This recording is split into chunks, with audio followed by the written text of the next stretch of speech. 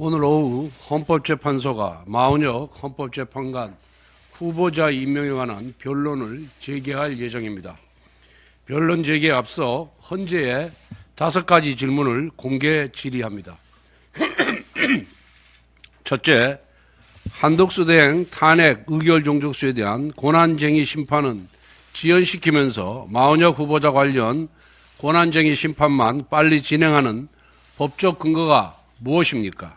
둘째, 인과관계상 한덕수 대행 탄핵으로 인해 일어난 것이 최상목 대행의 헌법재판관 임명 보류인데 순서를 뒤바꿔서 최상목 대행의 헌법재판관 임명 보류부터 먼저 다루는 목적은 무엇이고 그 근거는 무엇입니까? 셋째, 한덕수 대행 탄핵 의결 종족수에 대한 권한쟁의 심판 청구의 취지는 탄핵 소추 자체가 절차상 심각한 하자가 있어 무효라는 것입니다.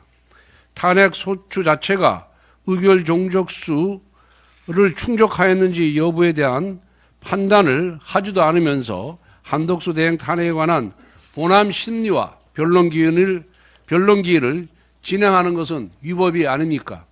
넷째, 한덕수 대행 탄핵 권한쟁의 심판의 핵심은 우원식 국회의장이 탄핵 의결 종족수가 151석이라고 자의적으로 판단한 데 대한 문제 제기입니다.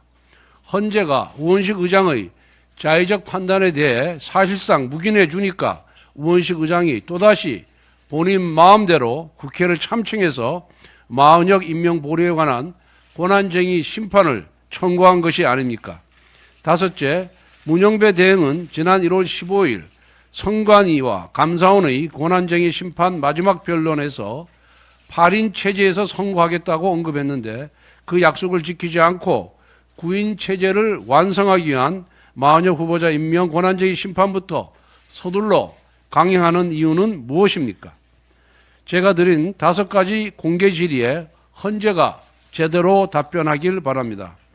헌재는 마은혁 후보자 임명에 관한 여야 합의가 있었는지 여부의 여야 합의에 대한 사실 여부를 따지기 이전에 한덕수 대행 탄핵 의결 종족수에 대한 결론부터 먼저 내고 우원식 의장의 독단적인 국회법 해석권에 대한 결론을 내려야 합니다.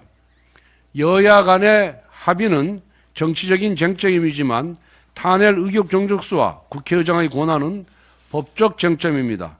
헌법재판관들이 법적 쟁점부터 제대로 따져야지 정치적 쟁점부터 먼저 따진다면 정치재판소라는 오명을 피하기 어렵습니다.